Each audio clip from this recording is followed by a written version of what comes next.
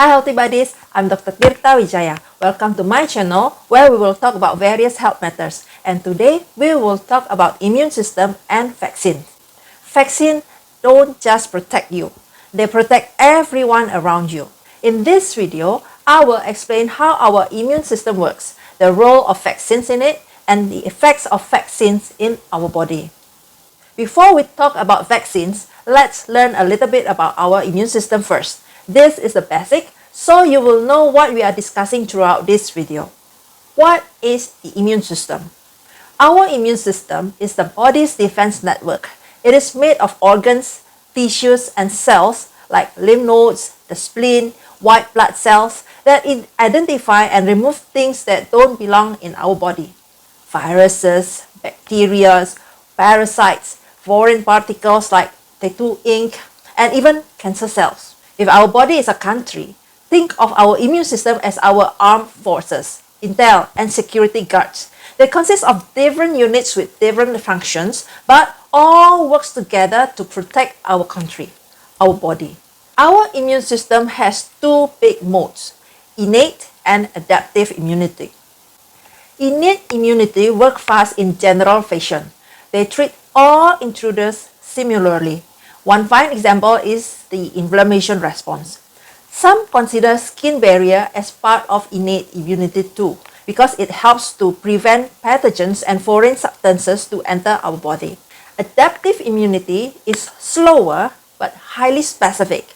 They need more time to adapt themselves to each individual intruders, so their response will be more precise, more efficient, and more effective. We can get adaptive immunity actively where our body makes the response after infection or vaccination, or passively from ready-made antibodies. Now let's meet the members of our immune system. The outermost defense is our skin, the barrier that protects our body from pathogens and foreign particles. In the same manner, the outer lining of our gastrointestinal, respiratory, and reproduction tracts act as barrier too. I personally think that they are more like defense tool in our immune system, just like a fortress surrounding ours, a city, or a giant wall protecting a country. As an overview, the following activities are attributable to immune system. Defending our body against invading pathogens. Those are the disease-producing microorganisms. Then removing damaged cells and tissue caused by diseases or trauma as a part of tissue repair or wound healing process. And detecting and destroying abnormal cells or mutant, or in other words, preventing cancers. Then causing allergy or autoimmune sometimes. Allergy is inappropriate immune response to common environmental things, while autoimmune is against our own cells. Our skin and the outer lining of our tracts only meet the first attribute, so I think they are not really part of immune system. It is not a big deal. You may consider it as part of our immune system if you want, but we are not going to talk about it any further in this video. Next, this is macrophage. Macro means big, phage means eater. So macrophage is the big eater. They are the big cells that devour the invaders, engulf the pathogens or foreign materials so they won't spread further, and destroy them as much as they can. This devouring process is called phagocytosis. Macrophages are part of the innate immunity. They are usually rather stationary, devouring unwanted materials that come on their ways, but can move to the sites of battle against the invaders too when needed. This movement to the battlefield is guided by chemotaxins. The first responder to chemotaxins usually are neutrophils. They are phagocytic too, just like macrophages, but they are smaller and faster. The moment they reach the battlefield, neutrophils attack the intruders right away by engulfing them or act as kamikaze bombers in their attempts to destroy the intruders. Their explosion releases neutrophils' extracellular traps, or nets, a web of fibers containing chemicals that kill the bacteria. Neutrophils are part of the innate immunity too. These phagocytic cells are studded with plasma membrane proteins, known as toll-like receptors or TLRs to differentiate between pathogens and our own cells. They recognize many different pathogens-associated molecular patterns or PAMP, providing rapid but limited and non-selective response to threat, just like guards at the border treats incoming attackers. This is natural killer cells, or NK cells for short. They are naturally occurring lymphocyte-like cells that non-specifically destroy virus-infected cells and cancer cells by releasing chemicals like perforin, interferon gamma, and tumor necrosis factor, or TNF, that directly lyse the cell membrane. Lyse means rupture. NK cells not only have TLRs like phagocytes, they also differentiate healthy cells from infected or cancer cells by binding to MHC1 on the healthy cell surface. MHC is the short form of major histocompatibility complex. Cells without presenting MHC1 will be killed accordingly.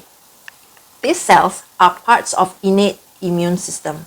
Their non-specific fast response is keeping the intruders at bay until the adaptive immune system, with their highly selective fancy weapons, are ready to take over to eliminate the enemies. Before I introduce the team members of adaptive immune system, this is my disclaimer. Please note that our immune system is very complex with many other members along with their overlapping interlocking processes and functions. I am doing my best to be concise, but can't help to sacrifice many details in favor of simplicity. Otherwise, this video will be long enough to cure insomnia. There are two important members of adaptive immune system: B lymphocytes and T lymphocytes. We will call them B cell and T cells for short. Both of them were derived from the common stem cells in the bone marrow. While B cells differentiate and mature in the bone marrow, T cells mature in the thymus.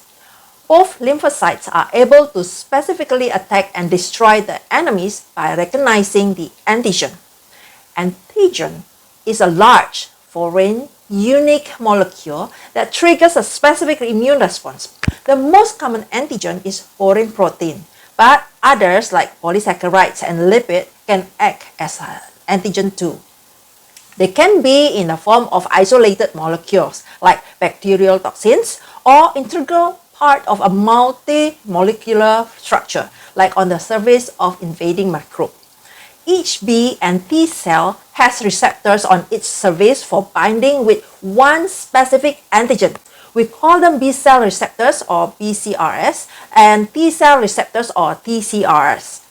One lymphocyte can only bind to one unique antigen. This is the major difference from TLRs, which recognize generic characteristics of the intruders. This is B cell, which disarm microbes by producing antibody. When B cells receptor bind with antigen, most B cells differentiate into active plasma cells, while some become dormant memory cells. Plasma cells then actively producing up to 2,000 antibody molecules per second, then die after 5 to 7 days. Antibodies are grouped into 5. Immunoglobulin M that acts as BCR for antigen attachment. It is produced in the early stage of plasma cell response. Immunoglobulin G is the most abundant immunoglobulin in the blood. It is produced in large amount when our body is exposed to the same antigen. Immunoglobulin E is protecting our body from parasitic worms. It is involved in common allergic reactions too. Then immunoglobulin A is found in the milk, tears, and secretion of digestive, respiratory, and urogenital systems to protect our mucous membrane. Immunoglobulin D is found in mouth, nose, tonsils, and respiratory tract. It acts as PCR for antigen attachment in mucosal immunity in upper respiratory system.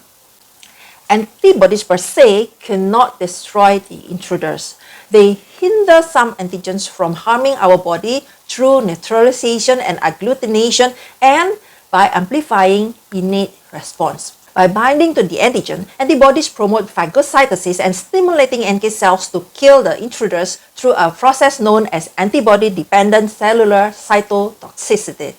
Memory cells do not participate in immune system war against the antigen. They remain dormant and expanding instead. If we are ever exposed to the same antigen, these memory cells are well prepared and even more ready for immediate action compared to the naive B cells. On the first contact with antigen, the antibody response is delayed for several days until plasma cells are produced. During this period, the person being infected will suffer from symptoms of the disease until the immune system wins the war or the patient dies. If the patient wins the war against the antigen, the plasma cells production will stop. The antibody level will reach its peak, then slowly decline over time, usually in a couple of weeks. Some antibodies may persist for a very long time, but the long-time protection against the antigen is mainly attributable to the memory cells. If the same antigen appears again in the body, the long-lived memory cells spring into action in a more rapid, stronger, and longer-lasting secondary response. Most of the time, this more powerful and faster immune attack is enough to prevent or minimize the harms caused by the same microbe, practically giving long-term immunity against a specific disease. These are T cells. Unlike B cells that protect the body via antibody-mediated immunity, T cells directly attack their targets in a process known as cell-mediated immunity. When the T cell receptors bind with an antigen, T cells are activated if it is on the surface of a cell that also carries a major histocompatibility complex. After being exposed to an antigen, T cells proliferate and differentiate for several days to produce large number of various activated T cells. Just like B cells, T cells form memory cells too and display both primary and secondary responses. However, unlike plasma cells that dies out of exhaustion after 5 to 7 days regardless the antigen status, huge number of effector T cells are being produced by the presence of their specific antigen and will commit apoptosis, it means cell suicide, when the specific antigen is no longer in the system. Only less than 10% of the effector T cells survive and become long-lived memory T cells. There are 3 types of T cells according to their functions. Cytotoxic T cells or killer T cells. These cells are very destructive and targeting host cells invaded by virus, cancer cells that have mutated proteins due to malignant transformations, and transplanted cells. Unactivated cytotoxic T cells directly kill the target cell by releasing chemical that lyses the target cells upon contact. This is the microscopic kiss of death. The virus inside the target cell then destroyed by other means like phagocytosis, neutralizing antibodies, etc. Meanwhile, the cytotoxic T cells, which has not been harmed in the process, can move on to kill other infected host cells. Other name of cytotoxic T cells are CD8 cells. This is helper T cells. As the name implies, helper T cells do not kill. They help to augment nearly all aspects of the immune system, turning on the full power of all the others activated lymphocytes and macrophages. First, helper T cells produce T cell growth factors, which augment the cytotoxic T cell activity. Second, B cells stimulated by T-dependent antigen cannot develop into antibody-secreting plasma cells without their help. Third, some cytokines secreted by T cells act as chemotaxins that attract more neutrophils and macrophages to the invaded area.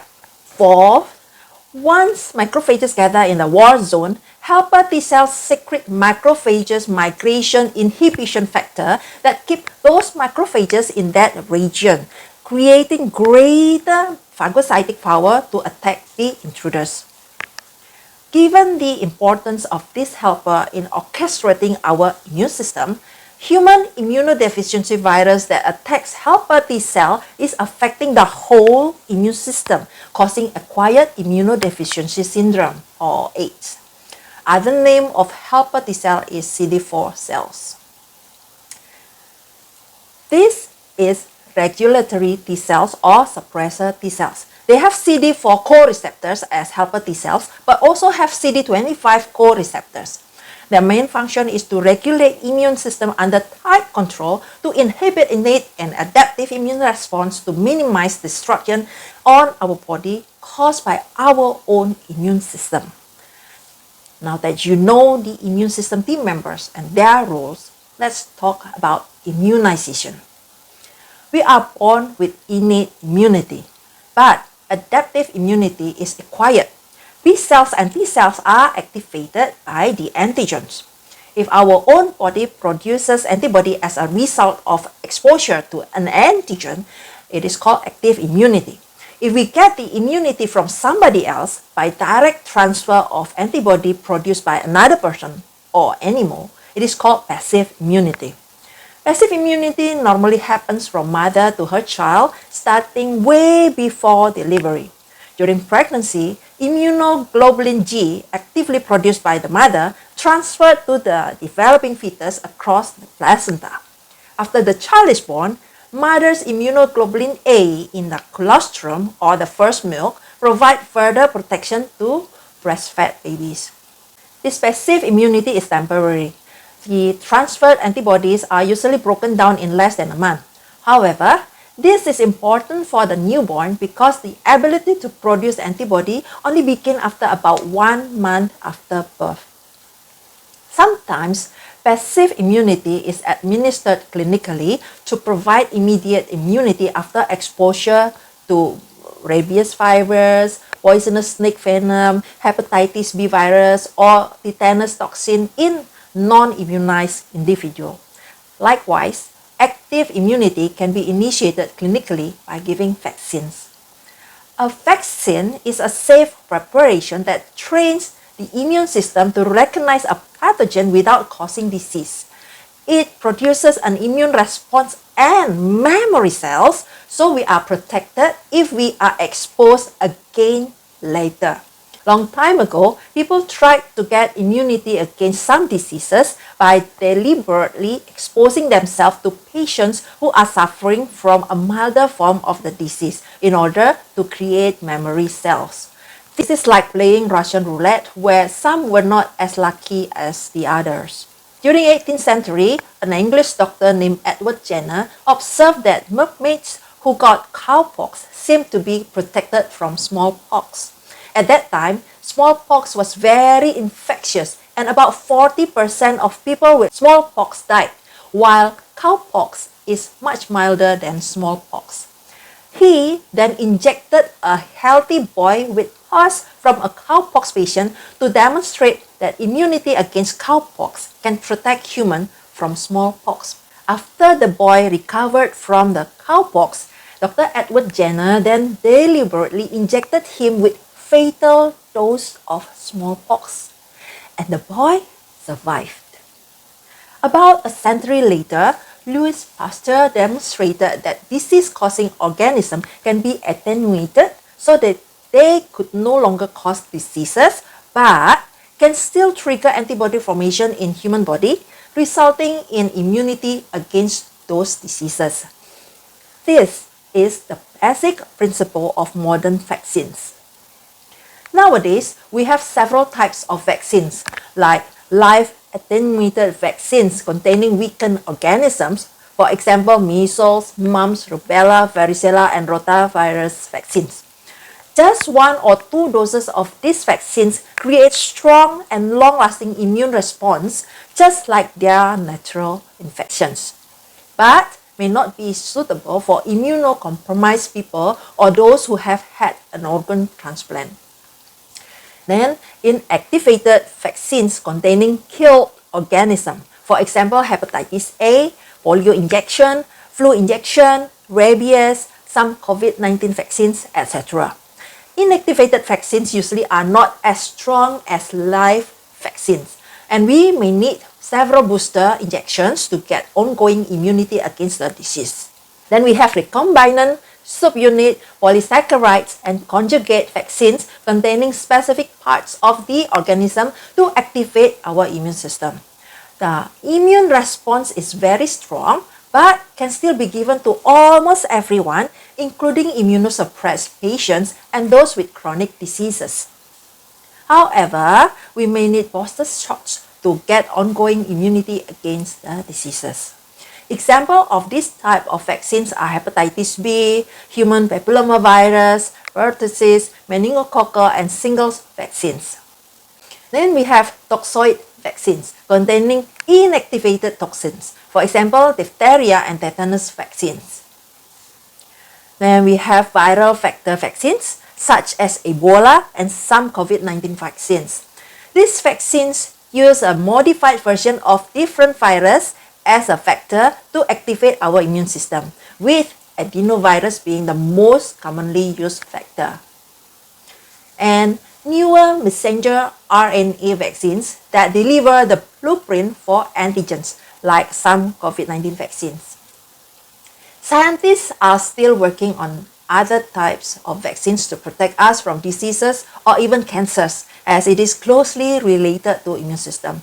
Hopefully, we can erase more vaccine-preventable diseases in the future. This is not an empty dream. We did it before with smallpox. Smallpox killed millions through history, but coordinated global vaccination in 1959 and surveillance led to its eradication.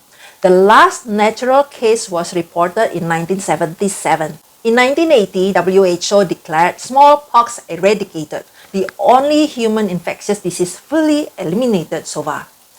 Which other diseases might be eliminated or eradicated?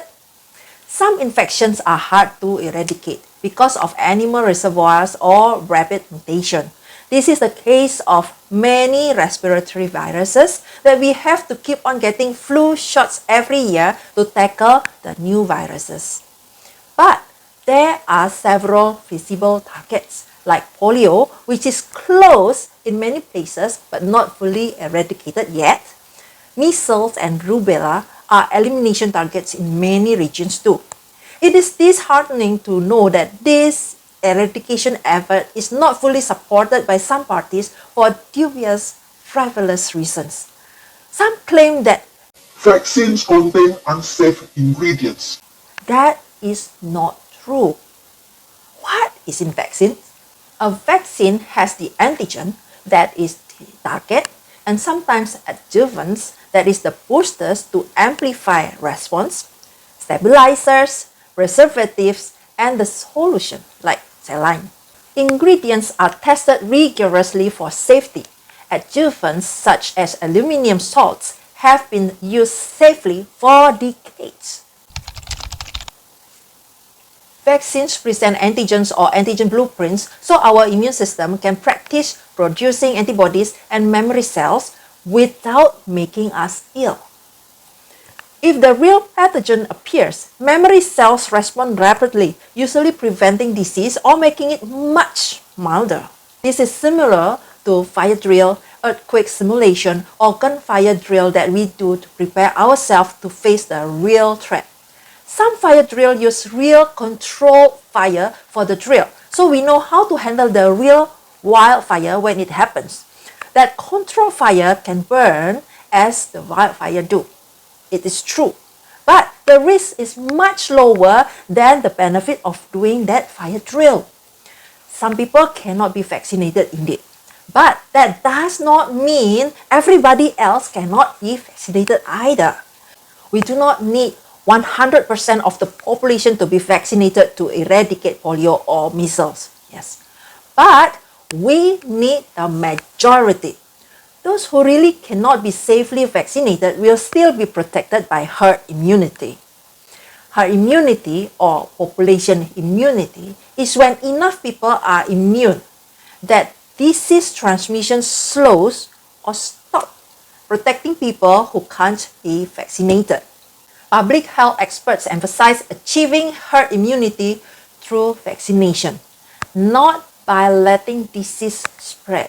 Because while infections cause unnecessary, preventable illness and death. That is my sharing today about immune system and vaccine. I hope you will find this information useful and can be a blessing.